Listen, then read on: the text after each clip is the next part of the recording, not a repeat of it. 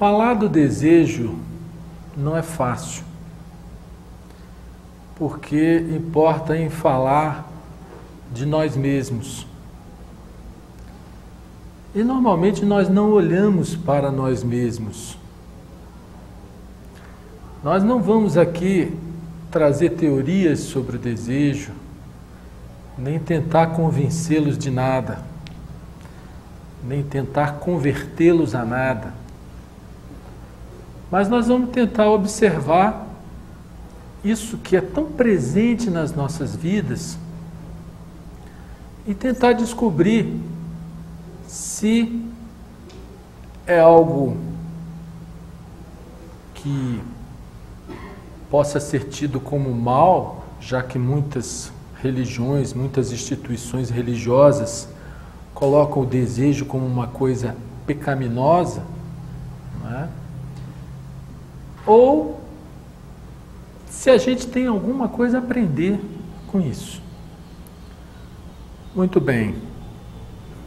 Eu não vejo o desejo como uma coisa pecaminosa. Eu acho que muitas instituições religiosas pregam a renúncia aos desejos e chegam a mostrar como pecados capitais a gula, a luxúria, uma série de atitudes que de alguma maneira são relacionadas ao desejo. Nós vamos tentar ver o desejo como um fato psicológico. Parece estranho você falar em fato psicológico, porque a gente é acostumado a pensar que fatos são coisas do mundo objetivo, como se o mundo subjetivo também não tivesse os seus fatos, não é? Então, da mesma forma que existem fatos no mundo objetivo, existem fatos no mundo subjetivos, muitos dos quais desencadeiam ações no mundo objetivo. Muito bem. O desejo é algo inerente à vida de alguma maneira. Vocês vejam um pequeno animal, um cachorro, que é acostumado a ser solto num determinado horário. Vocês percebem que naquele horário ele começa a latir, começa a se mexer, começa a querer chamar atenção. De alguma maneira ele exterioriza, ele manifesta o seu desejo de sair, não é? Então, até nos animais, a gente vê a presença do desejo. Quando você vê um bebê, o bebê não sabe andar, não sabe falar, mas sabe manifestar desejos. Quando ele quer colo, ele se estica todo, faz gestos corporais, né? Quando ele chora para conseguir alguma coisa. Então, mesmo antes do bebê saber falar, saber trocar mais objetivamente alguma coisa com o mundo, ele já manifesta os seus desejos, ele já procura de alguma maneira fazer com que a sua vontade prevaleça. E se nós chegarmos no homem comum, no homem civilizado, no homem moderno, nós vamos ver que o desejo tem uma presença muito forte na vida do ser humano. Quase tudo o que a gente faz, de uma maneira ou de outra, a gente é levado pelo desejo. Quase ninguém nessa vida faz nada sem interesse. E muitas vezes a gente é acostumado a ver o desejo apenas como aquela coisa aquisitiva, o desejo de conquistar, o desejo de conseguir, né? Mas o desejo, ele se manifesta nas nossas vidas de muitas outras formas. Às vezes, o desejo está em resistir a alguma coisa. Eu não quero alguma coisa. Então, não é propriamente de conquistar, mas de manter. Não é? Às vezes, você tem o desejo se manifestando sobre N formas de inconformismo. Por exemplo, quando nós nos irritamos, isso é tão frequente nas nossas vidas. Por que nós nos irritamos? O que está por trás da irritação? É exatamente a não aceitação de alguma coisa que esteja acontecendo em desconformidade com o que nós gostaríamos que fosse. Alguma coisa que está nos desagradando. Não é? Então, praticamente em toda a nossa vida, nós funcionamos em razão dos gostos e desgostos. As coisas que me agradam, as que me desagradam. E eu vou sempre fazendo escolhas na vida de acordo com esses gostos e desgostos que são, de alguma maneira, uma manifestação de desejo. Isso tudo é muito normal, muito natural, isso faz parte das nossas vidas. E apesar de que muitas religiões coloquem o desejo como uma coisa pecaminosa, independentemente da adjetivação que se dê a ele, bom ou ruim, ele é um fato. Ele acontece a todas as horas, todos os dias, nas nossas vidas. Então, abstraindo da adjetivação do bom ou do mal, eu pergunto, poderia o desejo, ou pode o desejo ser um problema na nossa vida? Dizem que é o desejo que move o mundo. Né? Dizem que é o desejo que gera empregos, né? A ambição humana, construindo grandes empresas, a concorrência de mercado. Dizem que tudo isso é motivado pelo desejo.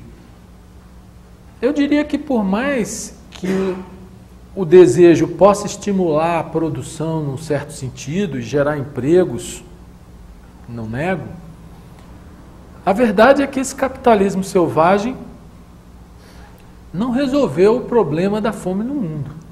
E talvez não vá resolver. Porque a gente sabe que o mundo tem recursos materiais e tecnológicos para eliminar a fome no mundo. Mas os interesses, as divisões, o armamentismo, todo o investimento que se faz nisso tudo, poderia, de longe, resolver o problema da fome do mundo. Não é? Então, eu não acredito que o desejo, por mais que ele seja uma força propulsora de movimentação, até mesmo econômica e produtiva, que ele por si só seja capaz de resolver os problemas do mundo. Mas no plano individual, o desejo pode ser um problema? Se a gente considerar ele como um fato psicológico simples, tenho desejo de tomar um picolé, vou lá e tomo, acabou o problema. Não é? Então, nesse sentido, ele não seria um problema. O problema começa quando, para a satisfação dos nossos desejos, nós precisamos atropelar os desejos das outras pessoas, ou, se não, desrespeitar alguma coisa relativa às outras pessoas. Não é? Então, na hora em que a gente precisa, vamos dizer assim, sacrificar os outros para a satisfação dos nossos desejos, alguma coisa pode estar errada. E nós vamos tentar nos aprofundar um pouco nisso. Eu vejo, por exemplo, no direito criminal, a existência dos crimes de sedução e de estupro.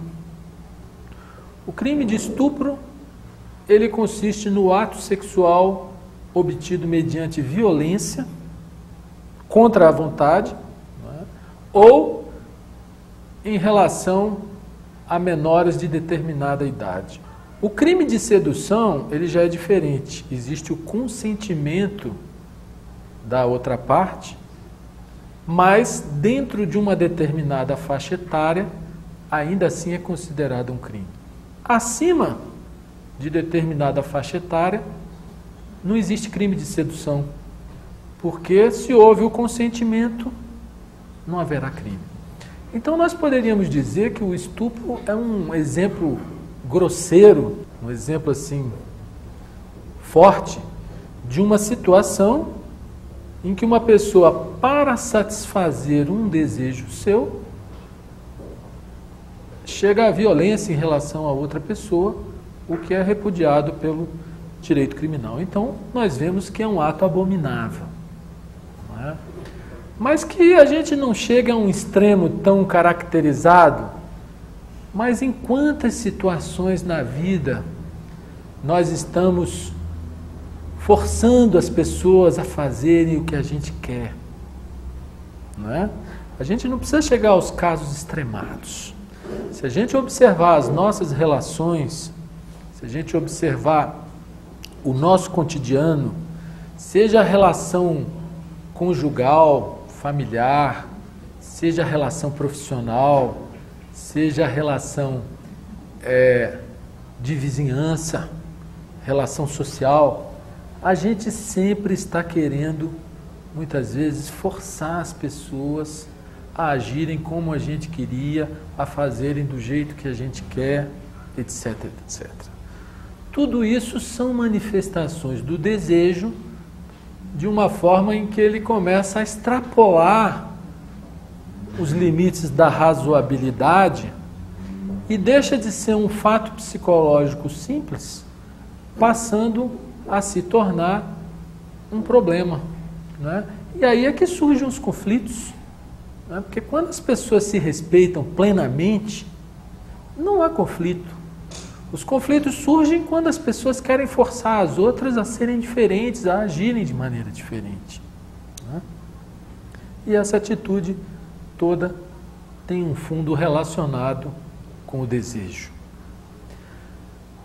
Mas eu vejo que, além dessa problemática, vamos dizer assim, educativa, né, porque eu acho que é saudável que todos nós nos eduquemos a olhar bem aonde vão os limites dos nossos desejos, até onde a gente não incomode ou não fira outras pessoas. O desejo tem uma repercussão muito mais forte na nossa vida, porque a gente percebe que todo ser humano, ele tem uma ânsia pela felicidade, ele tem uma busca inconsciente de plenitude.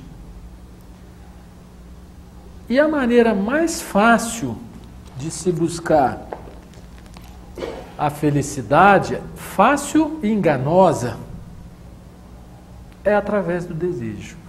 Em outras palavras, as pessoas, nós, estamos quase que permanentemente num estado de infelicidade.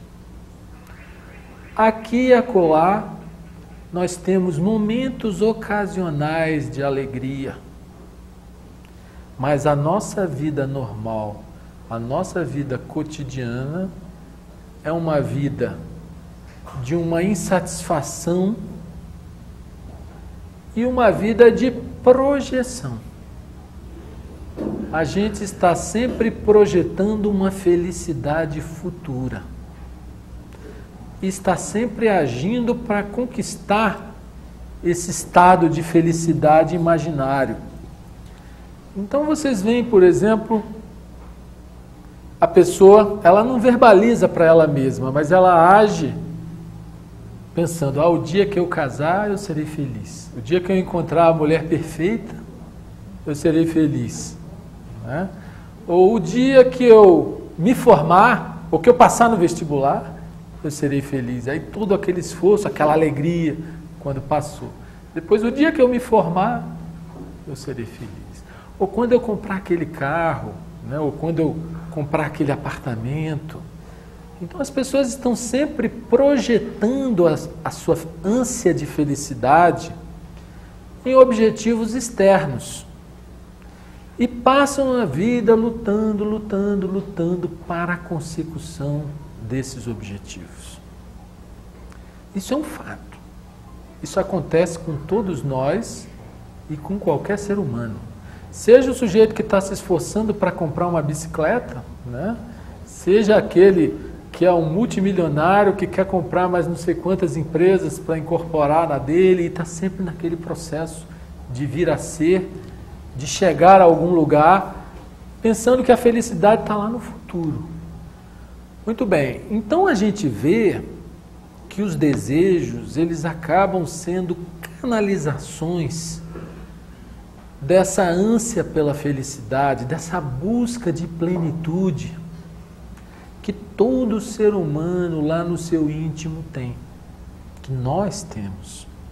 Mas a gente percebe que a canalização dessa ânsia através do desejo, ela só nos traz felicidades transitórias, passageiras. Quando a pessoa conquista aquele objetivo, ela tem aquela alegria exuberante. Não é? Mas depois ela começa a correr atrás de outros objetivos. Não é? Eu, como leciono no último semestre da Faculdade de Direito, penúltimo semestre, eu participo muito de formaturas de alunos. E eu percebo que sempre naquele momento, eu vejo aquele grupo de alunos assim, radiantes de alegria, assim, uma alegria assim. Aquilo é coroamento de toda uma vida de estudo, de esforço. Né?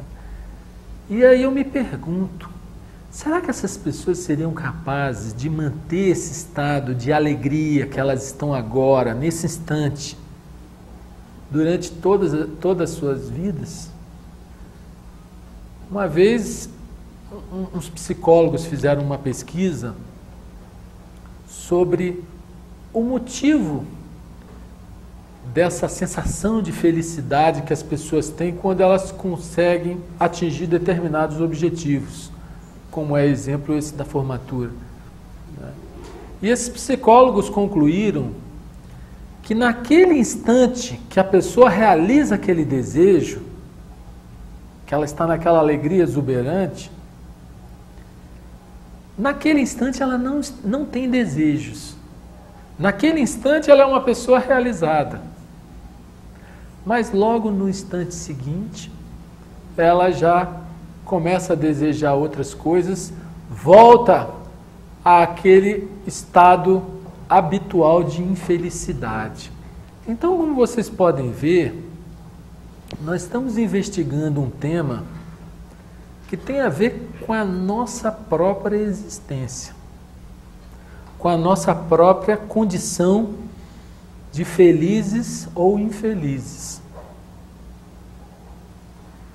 E eu estou falando, mas o importante é que cada um de nós vá observando isso na nossa própria vida. Muito bem.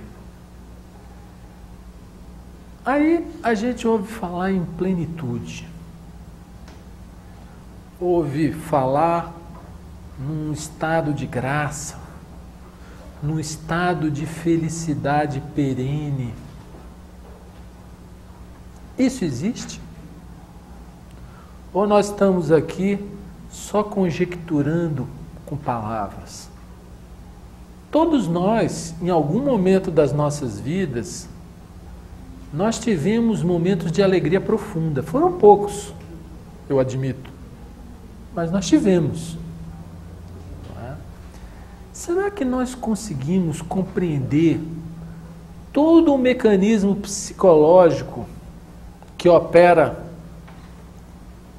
nas nossas mentes, dentro das nossas cabeças, que nos faz pessoas felizes ou infelizes? Seremos nós capazes de produzir essa felicidade como uma coisa constante nas nossas vidas, como uma coisa permanente nas nossas vidas? Essa felicidade, ela pode ser desejada, ela pode ser buscada.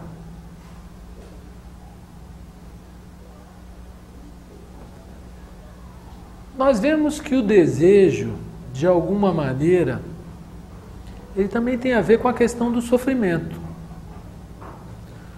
Uma vez perguntaram ao Buda qual era a causa do sofrimento. E ele respondeu: a causa do sofrimento é o desejo. É a nossa não aceitação das coisas como elas são que nos faz sofrer.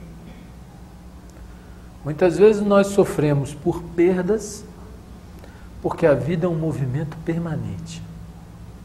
A qualquer momento, qualquer um de nós poderá não estar mais nessa dimensão física. A morte é um fato inexorável. Todos nós sabemos racionalmente disso. Mas quando ela nos atinge, quando nós perdemos um parente querido, a dor da perda é muito grande. Por quê? Porque há o desejo de continuidade. Nós queríamos que aquilo continuasse, que a presença daquela pessoa continuasse conosco. E por isso nós sofremos.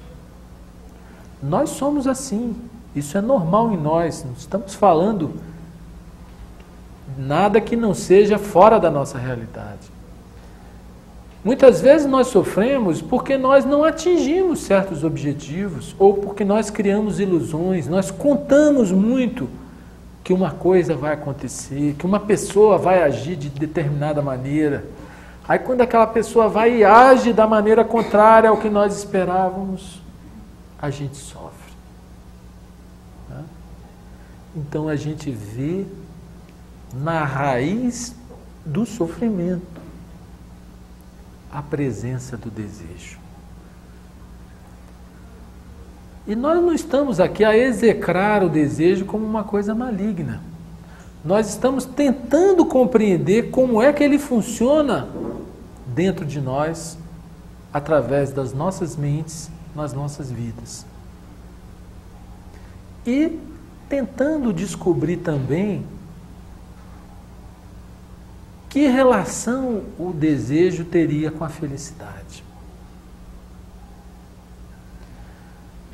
A gente já viu que quando a gente projeta a felicidade através do desejo, a gente só encontra a felicidade passageira, no momento em que ele é satisfeito. E quando ele não é satisfeito, o que a gente encontra? Frustração. Não é? O desejo não satisfeito gera frustração, que tem uma energia pesada, confusa, poluída. A energia da frustração é esquisita. Não é? O desejo reprimido, ele causa recalque, neurose, doenças psicológicas. Então nós não estamos aqui nem a taxar o desejo de coisa abominável, nem a pregar que ele deva ser reprimido. Também não estamos a dizer que devamos nos entregar aos desejos, porque sabemos que a felicidade que se encontra através deles será sempre uma felicidade passageira. Aí vem a questão: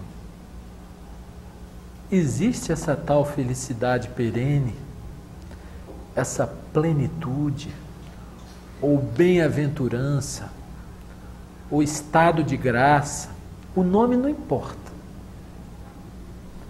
Todos nós, ocasionalmente, vivemos algum momento dessa natureza.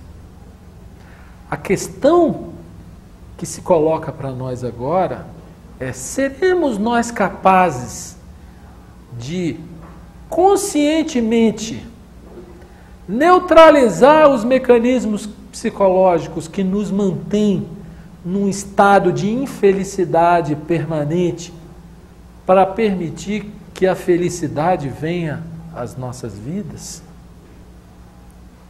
Seremos nós capazes de compreender os processos que ocorrem na nossa cabeça e que nos fazem felizes ou infelizes? Como nós vimos, nós projetamos a ânsia de felicidade no desejo e encontramos uma felicidade passageira. Agora, se nós olharmos aqueles momentos em que nós tivemos, como é que se descreve? Uma alegria exuberante, uma coisa assim, sem motivo. Estava presente o desejo? Eu me lembro de uma experiência, quando eu estive na Índia, na sede internacional da Sociedade Teosófica, em Adyar. Adyar é um local que tem um magnetismo muito forte, né? E eu me lembro que eu cheguei lá para passar uns dias, um mês, né? Mas eu senti uma alegria ali. Não tinha nada para fazer, era ler, meditar. Eu me lembro que fazia um calor imenso. E no apartamento, no quarto, tinha esses ventiladores de teto. Eu me lembro que eu ia lá, botava a cadeira debaixo do ventilador, ligava aquele ventilador, ficava num estado de alegria, sabe? Exuberante, sem motivo. E eu me lembro de ter comentado com a Radha Bonier, que é a presidente internacional da Sociedade Teosófica. Eu disse a ela: engraçado, aqui a gente sente uma felicidade sem motivo. Aí ela disse: mas a felicidade com motivo não é felicidade. A verdadeira felicidade, ela é sem motivo. Não é? Isso tudo me fez refletir sobre o mecanismo do pensamento gerando o desejo de produzir a felicidade. Há uma passagem do Krishnamurti em que ele diz: o desejo de repetição de uma experiência, por mais sublime que ela tenha sido, é o terreno que dá nascimento ao sofrimento. Em outras palavras, essas experiências de plenitude, essas experiências de alegria exuberante, de bem-aventurança, né? Esse estado de graça sem motivo, que algumas vezes nos acomete, ele não pode ser procurado, ele não pode ser desejado. Porque o desejo em si, ele pertence a uma dimensão de consciência um pouco mais densa, um pouco mais pesada. E esse estado de graça, esse estado de plenitude, de alegria, ele pertence a uma dimensão muito mais leve, muito mais sensível, muito mais sutil, a qual todos nós podemos ter acesso, desde que nós compreendamos o mecanismo do nosso pensamento gerando desejo. Então, no momento em que você está vendo um pôr do sol maravilhoso, que você está vendo uma montanha assim que aquela imensidão dela faz você esquecer de si mesmo. Na hora que você esquece de si mesmo, que você morre para a sua autopreocupação, que aquele movimento permanente do pensamento, sempre querendo uma coisa, outra, buscando isso ou aquilo, quando ele para e você fica assim, tocado com aquela dimensão de beleza, vem a experiência de plenitude sozinha. Mas na hora que o pensamento interfere, procurando dar continuidade àquilo, ou procurando repetir aquilo, aquela coisa nos escapa. né?